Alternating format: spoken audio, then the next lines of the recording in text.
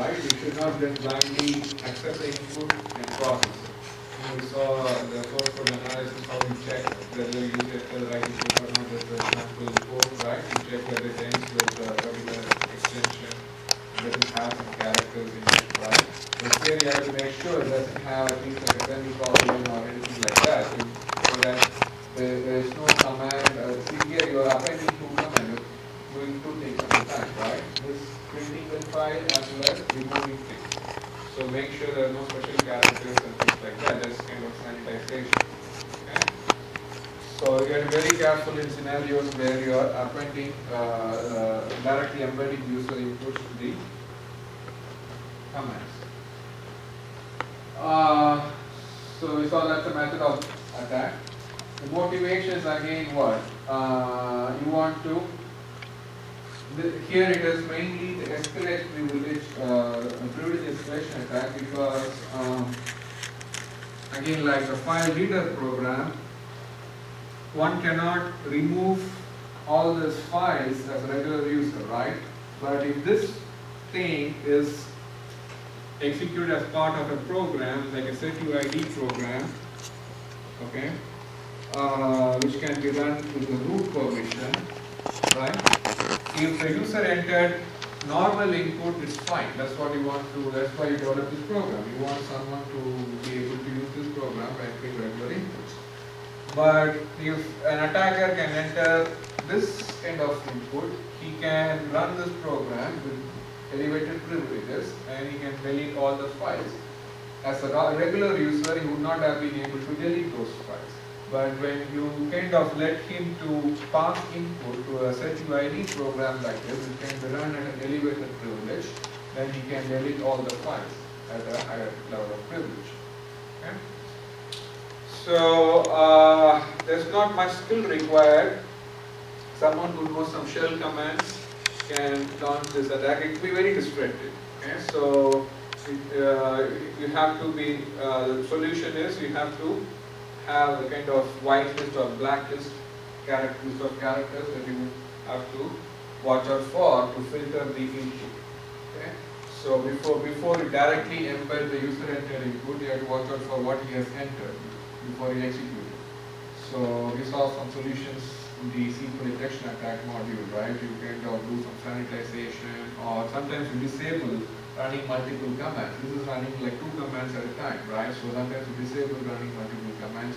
Sometimes you do the parameterization like you can do with Java. Okay? So this is kind of one way of documenting how an attack could happen given the context of the application. The other way, which is more graphic, is the attack trees. Okay, which you will probably like it more. So let's look at an example here. You want to kind of read a message, a very sensitive message, let's say, which someone else is having. Okay, so there could be different ways you could try to read that sensitive message which you are not supposed to know or read. Okay.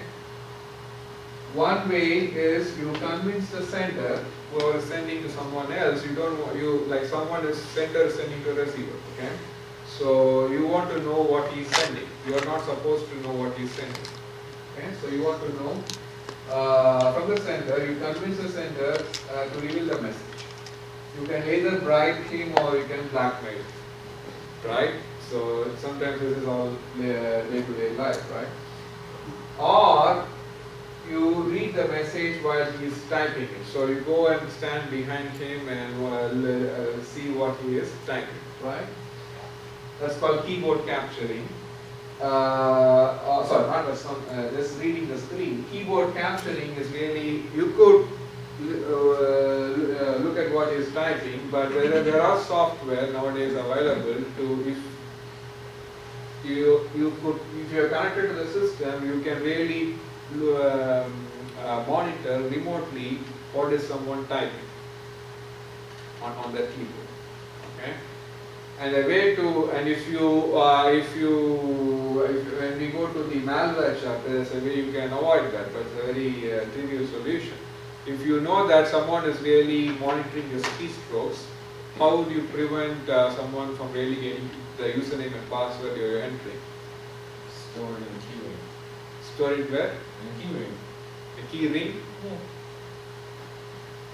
How would you really do that? Key ring. Yeah. The passwords, like passwords that you know, stuff like that. It's all stored on the. So key ring is a kind of a list of keys or what? Yeah, it's like it keeps track of username and passwords for like websites and stuff like that. So you know never have to actually type it. Okay, so you have to just choose which key you want to use. Yeah, it'll choose it based on whatever the web page is. Oh, Like okay. you got Facebook. You just have your virtual keyboard. Yeah, I'm looking at more from a typing a keyboard point of view. The solution, one sometimes people tell us randomize, which means, let's say your password is Apple. You don't type it consecutively like this. Type A and type some random set of characters in your, open up a text editor and type some random characters. Because they cannot know where you're typing. All they can watch out is what characters you're typing. They don't know where you're really typing. So open up a text editor simultaneously and type some jump characters, and then go and type your P, and then some more characters in your text editor, and then go and type your P, another whatever characters in your password. So that way you're confusing the attacker from really figuring out what you're really typing. Alright. Now read sender's hard disk, which means you have to be able to access the sender's computer, obtain the hard disk, and locate where the message is. Right?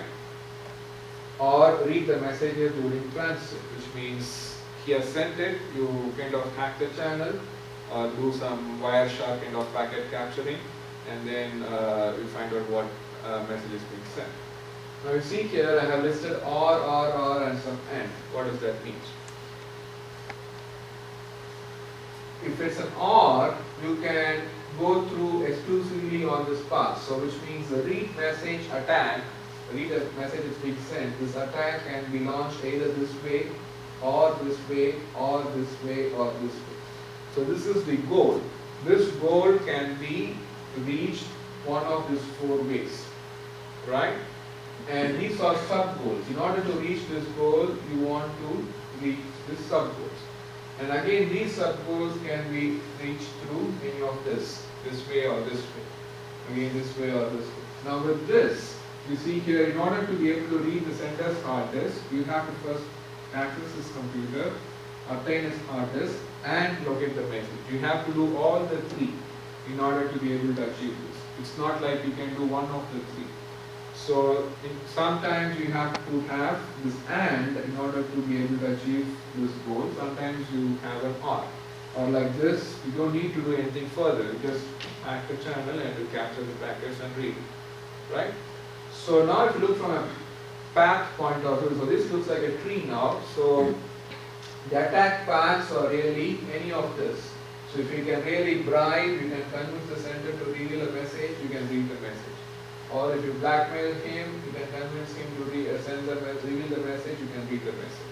So if you look at it from a path point of view, you can have different paths. So now we start really labeling them. So this is state 1, you have 2, 3, 4, 5, and within 2 you have 2.1 either this way or this way. 3 you have 3.1 this way or this way. 4 you can have 4.1, 4.2, 4.3, and then this is just 5 because we don't have anything else. Any questions so far? Okay. So now you see here I have some more numbers here. Okay. So these are called the kind of indicators. Okay. Actually it's called attack indicator. It's just an indicator. The indicators can be either a cost value or a probability value or a technical ability. Cost is really means how much it would cost for the attacker to really go through that path. Okay. Probability really means probability of apprehension. If someone goes through this attack path, okay, what's the probability they will be caught? Okay, so probability of apprehension means how much they are really scared that they will be caught. Okay, so that's inversely related. If the probability of apprehension is very low, okay, it is very difficult to catch the attack, right? So for example, here if you see, reading the message during its transit, like using a Wireshark to capture the packets and looking at it, it is very difficult for someone to figure out you're really doing it, right? Because they don't really know that you're somewhere in the middle of the communication channel and you're capturing all the packets. So the attacker has a very low probability of apprehension. He will not be really scared that he's going to be caught. So here I have just an example 20%, which means it's a very low probability that he's scared, which means it's very difficult for someone to capture the attack, right? 80 is a technical ability. The technical ability is normally given in a range of 1 to 100. The higher the value, the more knowledge you need to launch the attack. So 80 means it's really a high value because, of course, it's a low probability of apprehension, but you need a lot of skills. After you capture the packet, you have to know where the information you're looking for. It is like you're reading a project. You want to look at the packet header and you want to look at the different contents of the packet and things like that. For all these things, you need the knowledge, right?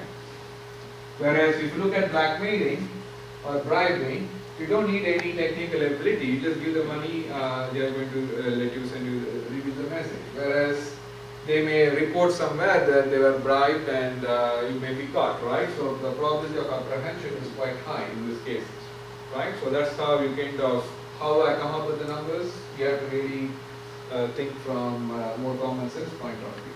And then the cost also. How much it costs to bribe, you have to pay probably a lot more money, like $20,000 to get the work done. But to buy a Wireshark license is actually free, but if you want to buy some packet capturing software, it may not cost that much, right? So that's how you really come up with all these costs. Okay? So now we really have to come up with the paths of the attack. Okay? So the attack tree. So we'll finish up with this. Actually, I want to see. Alright, let's stop with this, but I do want to spend 5 more minutes to do one thing. We'll continue with this, but your last project 5, I already posted it, which is on firewalls. So again, it's not a programming project, but it does require you to spend some time. Okay, so start yearly. It's only 10 days or 12 days left. Project 6, which is due the last class, is more on risk analysis, the one we are going through now. Okay? And for that, I really want to assign some sample applications for each of you, so that each of you has something individually to work with. So for that, I want to come up with the kind of